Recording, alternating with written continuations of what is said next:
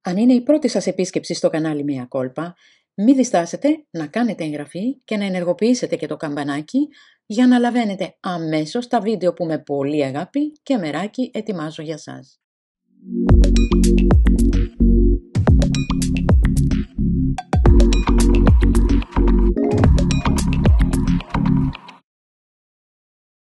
Η δυσκολιότητα είναι ένα κοινό πρόβλημα που αφορά περίπου το 15% του γενικού πληθυσμού. Ορίζεται ως η σπάνια και δύσκολη διέλευση των κοπράνων.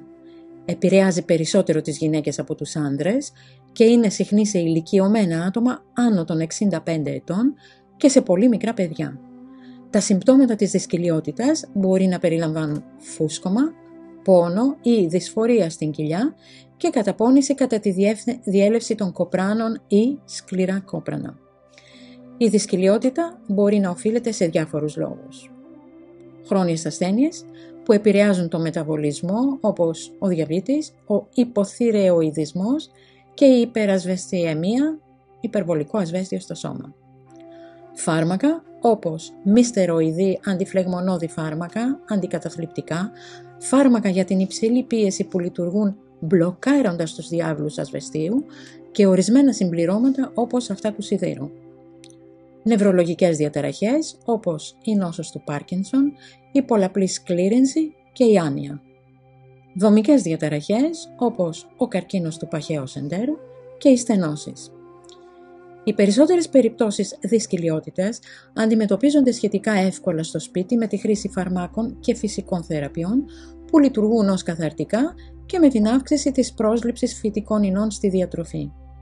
Αν η δυσκολιότητα επιμένει, ακολουθούνται πιο θεραπευτικές προσεγγίσεις. Τα καθαρτικά είναι ουσίες που προσθέτουν φυτικές ίνες και όγκο στα κόπρανα και διευκολύνουν τη διέλευσή τους μέσω του εντέρου. Τρόφιμα που έχουν υψηλή περιεκτικότητα σε νερό και φυτικές ίνες θεωρούνται κατάλληλα για τη διαχείριση της δυσκολιότητας. Δείτε στη συνέχεια 10 τρόφιμα που δρούν ως φυσικά καθαρτικά για να προλάβετε τη δυσκολιότητα.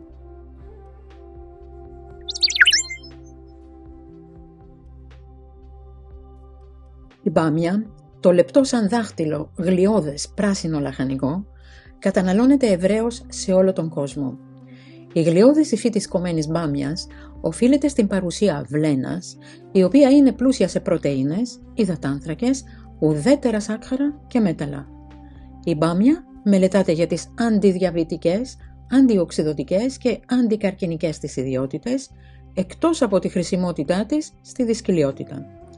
Οι ίνες και η βλένα στην μπάμια συμβάλλουν στην καθαρτική της δράση. Τρόπος κατανάλωσης. Δεδομένου ότι η βλένα είναι υδατοδιαλυτή, μουλιάζοντας 4 με 5 κομμένες μπάμιες σε ένα ποτήρι νερό όλη τη νύχτα, βοηθά στη διάλυση της βλένας. Το νερό μπορεί να καταναλωθεί την επόμενη μέρα. Η μπάμια μπορεί να καταναλωθεί στον ατμό ή βραστή, καθώς η θερμότητα βοηθά να μαλακώσουν οι ίνες και να απελευθερωθεί η βλένα.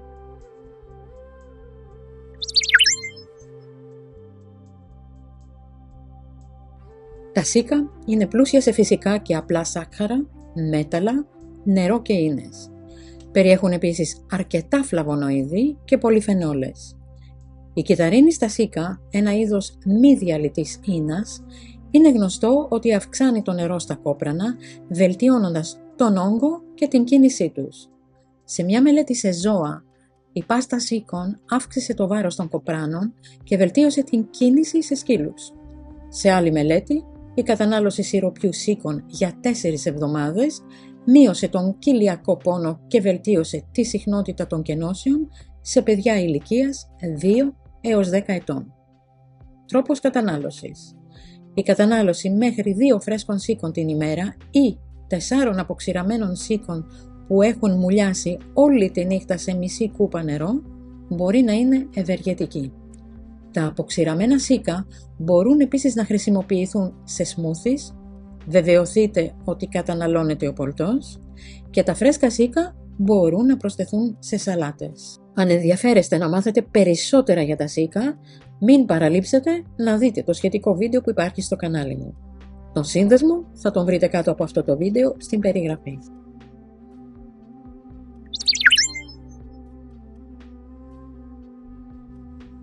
Το καστορέλαιο έχει μελετηθεί ευρέως για τη χρήση του ως καθαρτικό στη λαϊκή ιατρική. Η κατάπαυση καστορέλαιου έχει καθαρτική επίδραση λόγω της ένωσης ρικινολεϊκού οξέως που περιέχει. Ωστόσο, ο μηχανισμός με τον οποίο συμβαίνει αυτό χρειάζεται περαιτέρω μελέτη. Σε μία μελέτη, η κατανάλωση καστορέλαιου από ηλικιωμένους που υπέφεραν από δυσκολιότητα για περισσότερα από 10 χρόνια, ανακούφισε τα συμπτώματα της δυσκολιότητάς τους. Τρόπος κατανάλωσης. Μία κουταλιά της σούπας καστορέλαιο μπορεί να καταναλωθεί απευθείας πριν τον ύπνο. Το καστορέλαιο μπορεί επίσης να προσθεθεί σε σαλάτες ή φαγητά.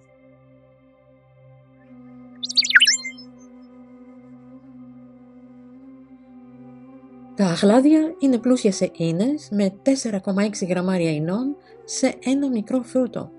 Είναι μια πλούσια πηγή σορβιτόλης, η οποία μαζί με τις διατητικές ίνες βελτιώνει την υγεία του εντέρου και προλαμβάνει τη δυσκολιότητα, λειτουργώντας ως καθαρτικό. Τρόπος κατανάλωσης. Τα αχλάδια, με τη φλούδα τους όμως, μπορούν να καταναλωθούν ομά ως φρούτο σε σαλάτες ή σε σμούθις.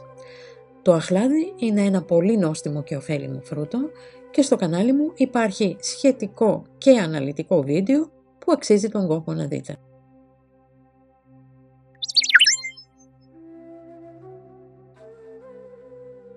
Τα αποξηραμένα δαμάσκηνα περιέχουν 6,1 γραμμάρια διαιτητικών ινών για κάθε 100 γραμμάρια.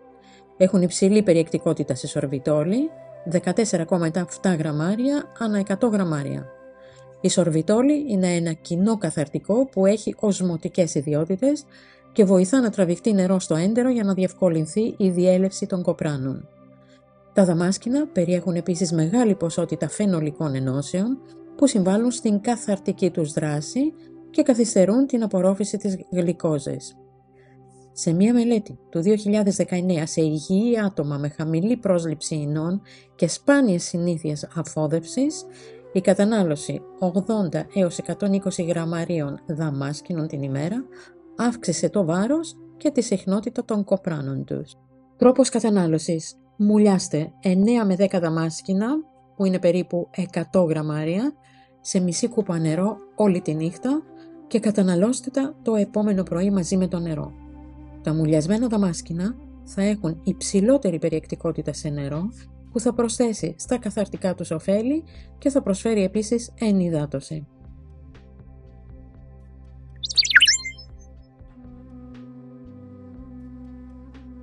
Ο λιναρόσπαρος είναι πλούσιος σε πολυακόρεστα λιπαρά οξέα, ω3 λιπαρά οξέα, διαλυτές ίνες και προδρόμους λιγνίνης.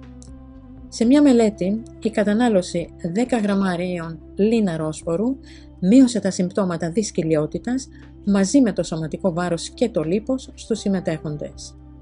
Χρειάζονται περισσότερες μελέτες για να κατανοηθεί η επίδραση του λιναρόσπορου στη δυσκολιότητα, αν και η περιεκτικότητά του σε ίνες είναι ήδη γενικά ευεργετική. Τρόπος κατανάλωσης. Περίπου 10 γραμμάρια ψημένου και αλεσμένου λιναρόσπορου μπορεί να προσθεθεί ως επικάλυψη στο γιαούρτι, στη βρώμη και στις σαλάτες και να προσθεθεί στα σμούθις για να διατηρηθεί η υγιής κίνηση του εντέρου. Ο λιναρόσπορος έχει πολλά ωφέλη και στο κανάλι μου υπάρχουν σχετικά βίντεο.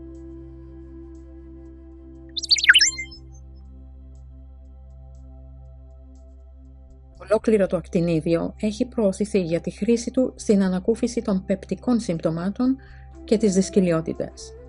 Ο συνδυασμός διαλυτών και αδιάλυτων ινών που υπάρχουν στο ακτινίδιο μαζί με τις πολυφενόλες και την ακτινιδίνη λειτουργεί ως καθαρτικό και μειώνει την ενόχληση που σχετίζεται με τη δυσκολιότητα. Σε μία ανθρώπινη μελέτη, η κατανάλωση 3 χρυσών ακτινιδίων οδήγησε σε βελτίωση της συχνότητας των κενώσεων και μαλακότερα κόπρανα, μειώνοντας έτσι την καταπώνηση. Ο πόνος και η δυσπεψία βελτιώθηκαν επίσης με την κατανάλωση ακτινιδίων. Τρόπος κατανάλωσης. η κατανάλωση 3 ακτινιδίων την ημέρα σε περίπτωση οξείας δυσκολιότητας θα ανακουφίσει τα συμπτώματα. Μόλις βελτιωθεί η κατάσταση, 1 ακτινίδιο κάθε μέρα θα βοηθήσει στη διατήρηση υγιών κινήσεων του εντέρου. Αν θέλετε να μάθετε περισσότερα για το ακτινίδιο, στο κανάλι μου θα βρείτε αναλυτικό βίντεο.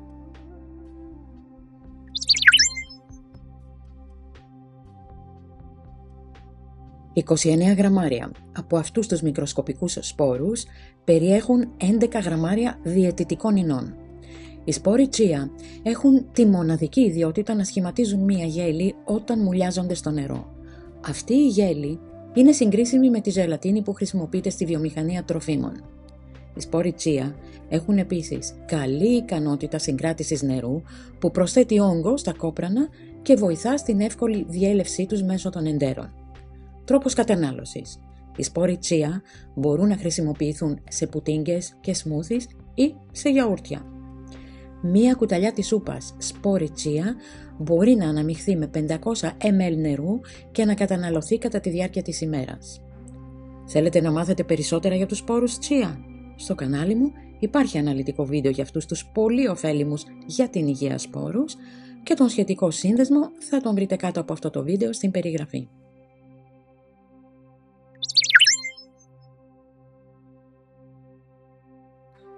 Το ρητό «ένα μήλο την ημέρα, το γιατρό τον κάνει πέρα» ισχύει χωρίς αμφιβολία λόγω της πλούσιας θρεπτικής του περιεκτικότητας. Είναι επίσης εύκολα διαθέσιμο και ευρέως καταναλώσιμο. Ένα μήλο περιέχει 4,4 γραμμάρια ινών που κυρίως αποτελείται από κυταρίνη, ημικυταρίνη και πικτίνη, ένας τύπος διαλυτής ίνας που γίνεται σαν ζελέ όταν αναμειγνύεται με νερό. Είναι επίσης πλούσιο σε πολυφενόλες.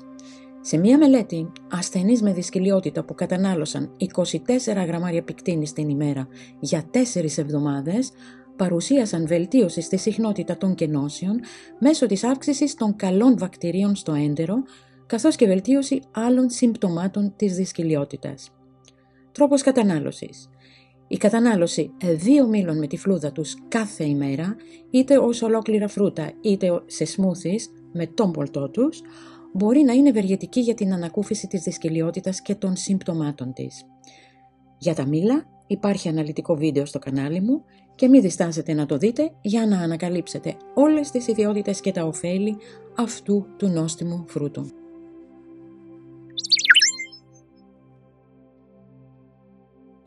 Οι διαιτητικές ίνες της γλυκοπατάτας αποτελούνται από κυταρίνη, λιγνίνη, πικτίνη και ημικυταρίνη.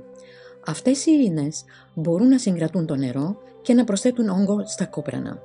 Σε μία μελέτη του 2016 που περιέλαμβανε ασθενείς με λευχαιμία που λάμβαναν χημειοθεραπεία, η κατανάλωση 200 γραμμαρίων γλυκοπατάτας κάθε μέρα είχε θετική επίδραση στην πρόληψη της δυσκολιότητας και διευκόλυνε την ομαλή κίνηση του εντέρου. Τα ωφέλη της γλυκοπατάτας είναι πάρα πολλά και αν θέλετε να τα μάθετε, μη διστάσετε να δείτε το αναλυτικό βίντεο που υπάρχει στο κανάλι μου.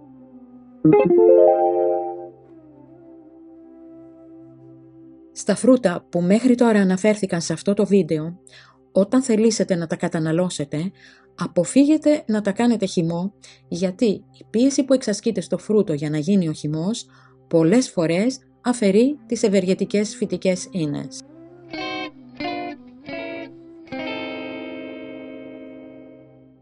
Παρόλο που η κατανάλωση τροφίμων που λειτουργούν ως καθαρτικά, ειδικά φρούτων και λαχανικών, είναι εξαιρετικά ευεργετική, υπάρχουν επίσης ανεπιθύμητες ενέργειες που πρέπει να ληφθούν υπόψη. Πρώτον, η υπερβολική κατανάλωση καθαρτικών που προσθέτουν όγκο όπως τα φρούτα μπορεί να προκαλέσει διάρρεια, ναυτία ή φούσκωμα. Δεύτερον, η κατάχρηση καθαρτικών σε άτομα που πάσχουν από διατροφικές διαταραχές είναι ένα κοινό πρόβλημα και πρέπει να παρακολουθείτε. Υπάρχουν αρκετά βίντεο για τη δυσκολιότητα και άλλα συναφή θέματα στο κανάλι Mea Culpa. Πάρτε μια γεύση και θυμηθείτε πως οι σχετικοί σύνδεσμοι βρίσκονται κάτω από αυτό το βίντεο στην περιγραφή.